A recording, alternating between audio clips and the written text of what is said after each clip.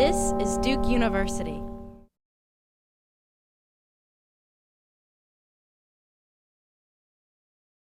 Arturo Schomburg is an innovative and pioneering figure of early 20th century New York City. As a book collector and archivist, well known for those activities, he was also an autodidact, a prominent Freemason, a writer, and an institution builder.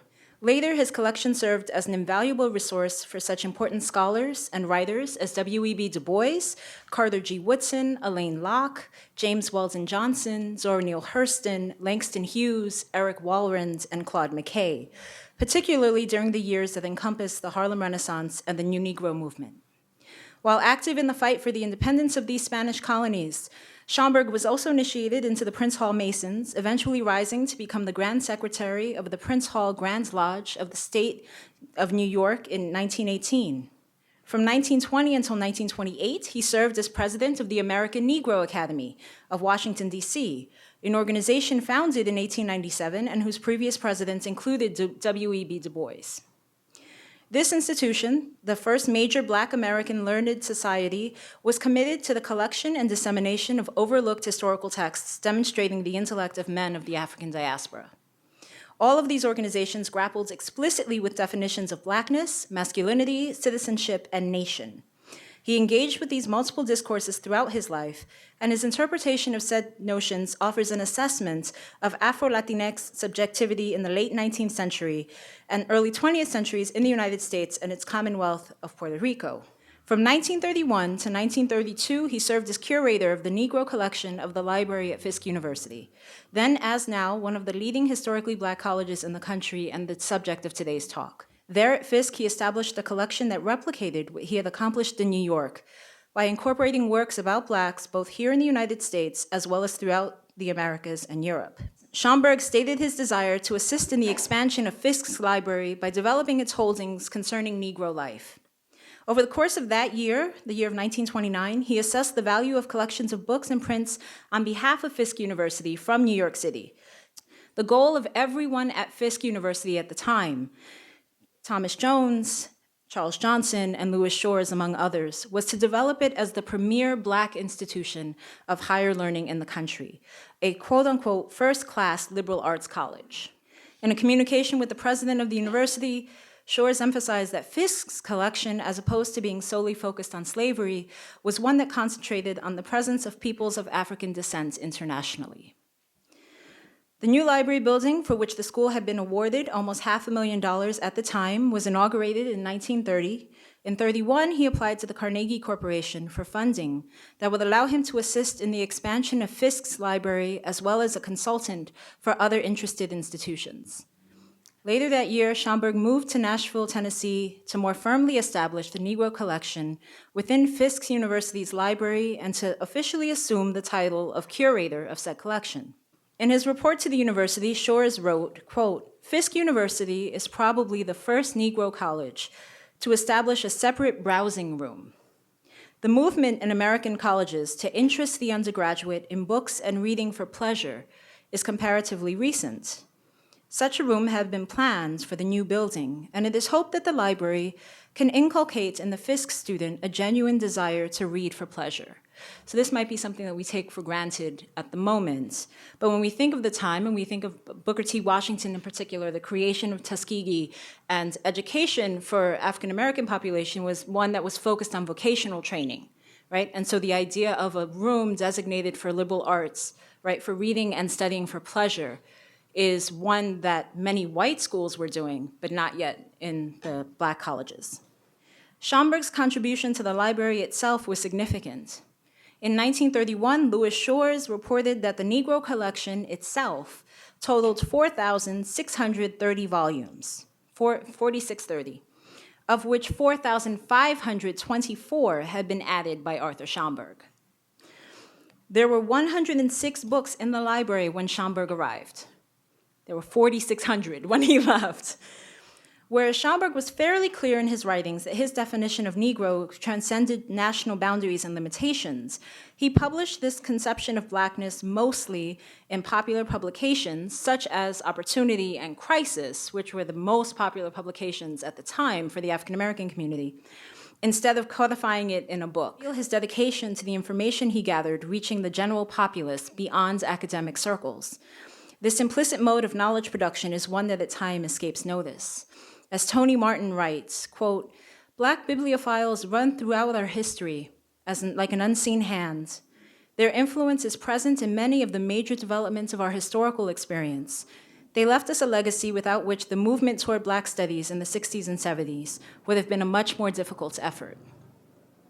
In fact, this implicit mode of knowledge production is in some ways more elusive and yet more effective, in that the information produced at times becomes communal rather than originating from a more official source of authority. In an article about the politics of institutions of memory making, such as archives and museums, Richard Harvey Brown and Beth Davis Brown take on the question of accessibility and its relationship to power. They point out, quote, "Access includes not only which living persons may enter the library or museum, but which dead ones may be memorialized there. Who is choosing what's on display," right? Throughout his career, Schomburg consistently highlighted the global scope of the African diaspora in his work, particularly in his writings, in his exhibits, and in his collecting itself. For the students of Fisk University, they learned of the feats and achievements of men and women of African descent from throughout the Americas and Europe. Even now, the most progressive universities may not have whole sections of their libraries dedicated solely to the Black experience. And please note, I also mean Asian experience, Latinx experience, Muslim experience. Like, we don't have that. That's not how we organize libraries. Schomburg's insight was that in creating such collections, there could be no doubt that peoples of African descent were worthy of intellectual analysis. In addition, because his collections were international in scope, there was inherently an emphasis on the complexity of the Black experience. The collections of Arturo Schomburg have facilitated these inquiries, leaving this as his lasting contribution to the race. Schomburg's identity. As we've been popularly, as he's been presented to us, he's a Black Puerto Rican, which might sound odd to some folks in that context. Right? Marcus Garvey and Schomburg had a relationship. Can you talk a little bit about that relationship? So I mentioned briefly that he is a Freemason. What that meant, right? A lot of people don't know that there was the Prince Hall Masons was an international organization, right? You sort of focus on here in the United States. But there were lodges throughout the Americas, right? Particularly Latin America and the Caribbean. And so they knew each other from those circles. And so, yeah, these men, he supported Garvey in terms of his ideas. He wasn't 100% on board in terms of, because for him, again, there was the idea of like return to Africa. Again, wasn't necessarily a requirement for Schomburg, right? And so that was his emphasis. It was, if we're going to talk about the Black experience, like we have to completely flesh it out in this hemisphere. Particularly Latino students saying that we want someplace for ourselves that's like the Schomburg. Can you complicate a little bit about what Schomburg's collection really looked like in terms of the diversity of it and how the actual center's holdings actually reflect that, even if they choose not to promote it in a much more diverse way? We know, like, certainly some of the most prominent African-American writers and scholars, their stuff is at the Schomburg, right? My students don't even know what it is. Like, my students they're often not in the habit of going to libraries. And so then that becomes a question of the role of the archive, right? And so questions of access, right? The fact that the Schomburg Center is on 135th Street and Lenox Avenue in the center of Harlem, right, has programming that is open to the community and programming on almost every day of the week. That center is open 6 out of the 7 days of the week. And film screenings, concerts, talks, everything. Live streaming now, right? Yeah, and so they're accessible all the time. That's the difference between that archive. It is not only spatially, geographically in the heart of it, it is also open to anybody coming through. And everything I just mentioned is for free. What was it that Carnegie understood? Right. Right. In 1926, that this was something of value. Right. That sometimes institutions now, right, who have many more resources, right, and many more reasons to have these archives, don't see the value of some of these archives. one of the things that he was very much about was the establishment of libraries, right, public libraries throughout this country, because he believed in access to books and the role of education and what that influence is with citizenship, right? Being an active member of a society, right, meant being knowledgeable.